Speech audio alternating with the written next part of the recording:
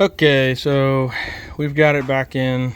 There was showed you all the dirt that was back there and everything, so we've got it all nice and clean back here. I didn't scrape on that too much because as I was scraping, some of the paint was wanting to come off. So I just kind of washed it down and kind of knocked off the loose stuff. The control box is there. The wires were run around this side, so I had to set the unit up here. So what I did is I went ahead and unbolted this bracket here. There's 3 bolts, 1, 2, and then 3. The other one is back here. And then I slid them around. That way I can actually move the control panel out of the way.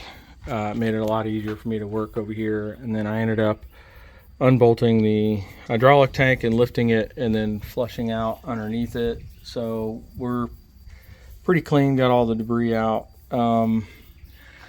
And the fuel tank is clean. I'm glad I took it out because I found that the wire rats had obviously eaten through this one, and I fixed that. That's the fuel level sensor, tell you when you got low fuel. It's kind of important. So and we went ahead and flushed out that tank.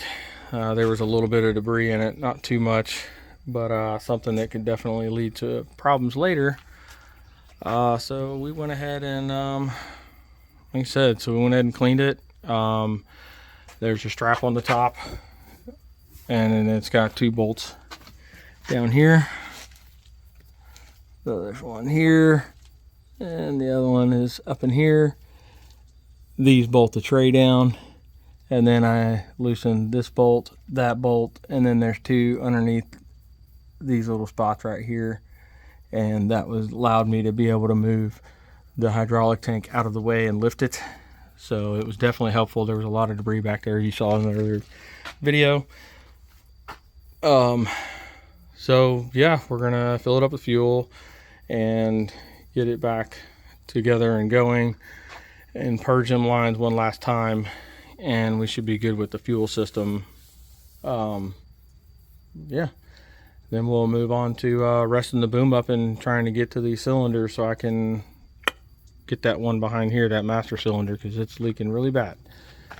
When we get that, then we'll come over and we'll get this cylinder. I have a hydraulic jack I'll put up underneath there to support the weight whenever I go to do this, and we'll do it in its position. I may do this cylinder first, just because it's right here.